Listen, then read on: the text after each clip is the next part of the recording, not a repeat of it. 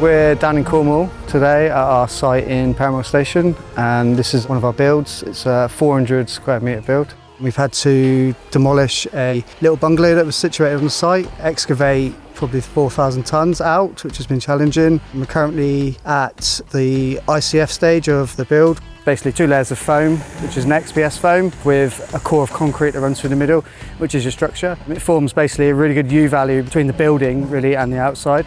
This space is the main entrance to the house. So we've got the doorway, which is a nice large grand opening doorway with windows above. And then the windows actually continue over the roof line, back down the other side, and then back down again. So we're creating essentially a detached building. We've got the staircase, which is going to come up 2 steps with a nice big oak landing, and then up again to another landing, and then up onto this atrium area, which you'll then walk around and into 3 or 4 bedrooms down this side and a master suite on this side.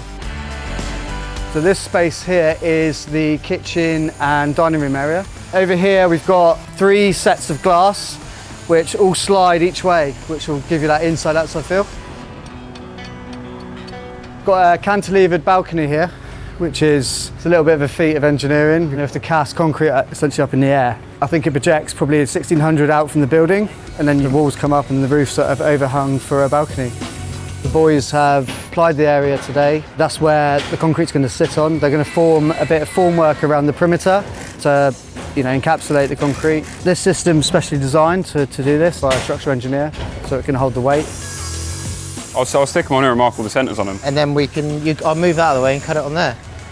We ripped down them timbers earlier. Jude's marking out all the centres, and we're going to screw it all together and form a shutter. You can see it's flush there, it's flush there. So it's obviously so accurate, and it's why Festool put the stops on here. If you measured everyone, it could be out a couple mil, and then your studs could have a little discrepancy like that. So yeah, it's more accurate, to be honest. So we've got everything measured up, straight onto the capex, cut it down, and just piece it together. I absolutely love the system. In carpentry, all you want is to not have to use your tape as much as possible, and the capex does exactly that.